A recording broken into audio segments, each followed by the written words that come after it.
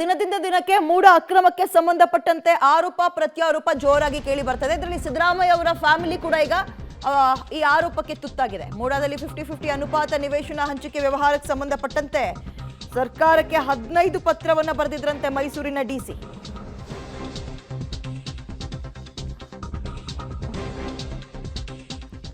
ಹಾಗಾದ್ರೆ ಡಿಸಿ ಅಷ್ಟೊಂದು ಪತ್ರವನ್ನ ಬರೆದಿದ್ರು ಕೂಡ ಸರ್ಕಾರ ಕಡೆಗಣಿಸ್ತಾ? ಫೆಬ್ರವರಿ 8ರಿಂದ ಮೂಡ ಆಯುಕ್ತರಾಗಿ ಸ್ಪಷ್ಟನೆಯನ್ನ ಕೇಳಿ ನಿರಂತರವಾಗಿ ಪತ್ರವನ್ನ ಡಿಸಿ ಬರೆದಿದ್ದಾರಂತೆ. ಸುಮಾರು 15 ಪತ್ರವನ್ನ ತುರ್ತು ಕ್ರಮಕ್ಕೆ ಸಮಿತಿ ರಚಿಸಲು ಶಿಫಾರಸು ಕೂಡ ಮಾಡಿದ್ರಂತೆ ಡಿಸಿ.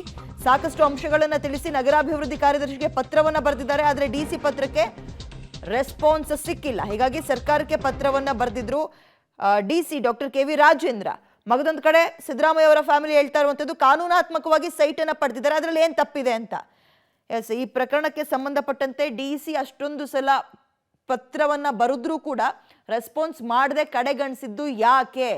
ಇದು ಬಹಳ ಚರ್ಚೆಗೆ ಗ್ರಾಸವಾಗ್ತಾ ಇದೆ. ಹೆಚ್ಚಿನ ಡೀಟೇಲ್ಸ್ ನಮ್ಮ ಪ್ರತಿನಿಧಿ ಕೆಪಿ ನಾಗರಾಜ್ ನೀಡ್ತಾರೆ. ಕೆಪಿ ನಾಗರಾಜ್, ಈ ಮೂಡಕ್ಕೆ ಸಂಬಂಧಪಟ್ಟಂತೆ ದಿನದಿಂದ ದಿನಕ್ಕೆ ಆರೋಪ ಪ್ರತ್ಯಾರೋಪ ಕೇಳಿ ಬರ್ತಾ ಇತ್ತು.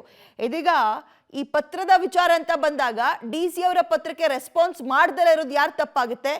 ಏನು ಆರೋಪಗಳು ಈ ಪ್ರಕರಣದಲ್ಲಿ ಸದ್ಯ ಜೋರ ಕೇಳಿ ಬರ್ತಾ ಇದೆ?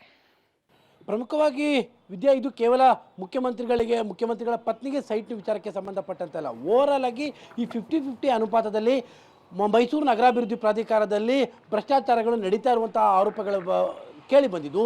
ಈ ಕಾರಣಕ್ಕೋಸ್ಕರವಾಗಿ ಒಟ್ಟು 15 ಬಾರಿ ಮೈಸೂರು ಜಿಲ್ಲಾಧಿಕಾರಿಯಾಗಿರುವಂತಹ ಡಾಕ್ಟರ್ ಕೆ ವಿ ರಾಜೇಂದ್ರ ಪತ್ರವನ್ನು ಬರೀತಾರೆ. ಇಲ್ಲಿ ಅಕ್ರಮಗಳಾಗ್ತಾ ಇದ್ದಾವೆ, ಅಕ್ರಮಗಳಾಗಿರುವಂಥದ್ರ ಬಗ್ಗೆ ನನಗೆ ದೂರುಗಳು ಬರ್ತಾ ಇದ್ದಾವೆ, ಈ ಬಗ್ಗೆ ಒಂದಿಷ್ಟು ತನಿಖೆ ಆಗಬೇಕು, ಹಾಗಾಗಿ ಒಂದು ತನಿಖಾ ಸಮಿತಿ ರಚನೆ ಮಾಡಿ ಅನ್ನುವಂಥ ರೀತಿಯಾದಂಥ ಪತ್ರಗಳು ಬರೆಯುವಂಥದ್ದು. ಅದರಲ್ಲೂ ಪ್ರಮುಖವಾಗಿ ಮೈಸೂರು ನಗರಾಭಿವೃದ್ಧಿ ಪ್ರಾಧಿಕಾರದ ಆಯುಕ್ತ ದಿನೇಶ್ ಕುಮಾರ್ಗೂ ಕೂಡ ಡಿಸಿ ನೋಟಿಸನ್ನು ಕೊಡ್ತಾರೆ, ನನಗೆ ವಿವರಣೆಗಳನ್ನ ಕೊಡಿ ಅಂತ. ಅದ್ಯಾವುದಕ್ಕೂ ಕೂಡ ಆಯುಕ್ತರಾಗಲಿ ಅಥವಾ ನಗರಾಭಿವೃದ್ಧಿ ಕಾರ್ಯದರ್ಶಿಗಳಾಗಲಿ ಯಾರು ಕೂಡ ಸ್ಪಂದನೆ ಮಾಡೋದಿಲ್ಲ. ಅಲ್ಲಿಗೆ ಅದರ ಅರ್ಥ ಡಿಸಿಯ ಈ ಪತ್ರವನ್ನು ಇಷ್ಟರ ಮಟ್ಟಿಗೆ ನೆಗ್ಲೆಕ್ಟ್ ಮಾಡ್ತಾ ಇದ್ದಾರೆ ಅನ್ನೋದಾದರೆ ಆ ವ್ಯವಹಾರದಲ್ಲಿ ಇವರ ಪಾತ್ರಗಳು ಎಷ್ಟರ ಮಟ್ಟಿಗಿದೆ, ಅಥವಾ ಇಂಥದ್ದೊಂದು ದೊಡ್ಡ ಮಟ್ಟದ ನಿರ್ಲಕ್ಷ್ಯವನ್ನು ಮಾಡ್ತಾ ಇದ್ದಾರೆ ಅನ್ನೋದಾದರೆ ಅವರಿಗೆ ಬೇರೆಯವರ ಏನು ಪ್ರೆಷರ್ ಯಾವ ರೀತಿಯಾಗಿ ಇತ್ತು ಅನ್ನುವಂಥದ್ದು ಇಲ್ಲಿ ಭಾಳ ಮುಖ್ಯವಾದಂಥ ವಿಚಾರ.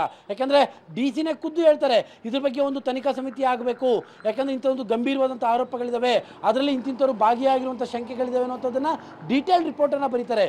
ಇಷ್ಟೊಂದು ರಿಪೋರ್ಟನ್ನು ಒಬ್ಬ ಜಿಲ್ಲಾಧಿಕಾರಿ ಬರೆದಿದ್ರೂ ಕೂಡ ಒಬ್ಬ ಸೆಕ್ರೆಟರಿ ನಗರಾಭಿವೃದ್ಧಿ ಕಾರ್ಯದರ್ಶಿ ಅದನ್ನು ನೆಗ್ಲೆಕ್ಟ್ ಮಾಡ್ತಾರೆ ಅನ್ನೋದಾದರೆ, ಮತ್ತು ಪ್ರಾಧಿಕಾರದ ಆಯುಕ್ತರು ಅದಕ್ಕೆ ಡೋಂಟ್ ಕೇರ್ ಅಂತಾರೆ ಅನ್ನೋದಾದರೆ, ಇದು ದೊಡ್ಡವರ ಒತ್ತಡಗಳು ಎಷ್ಟರ ಮಟ್ಟಿಗೆ ಇರ್ಬೋದು, ಇದರಲ್ಲಿ ದೊಡ್ಡವರ ಶಾಮೀಲು ಎಷ್ಟರ ಮಟ್ಟಿಗೆ ಇರ್ಬೋದು ಅನ್ನುವಂಥದ್ದು ಗೊತ್ತಾಗ್ತಾ ಹೋಗುತ್ತೆ.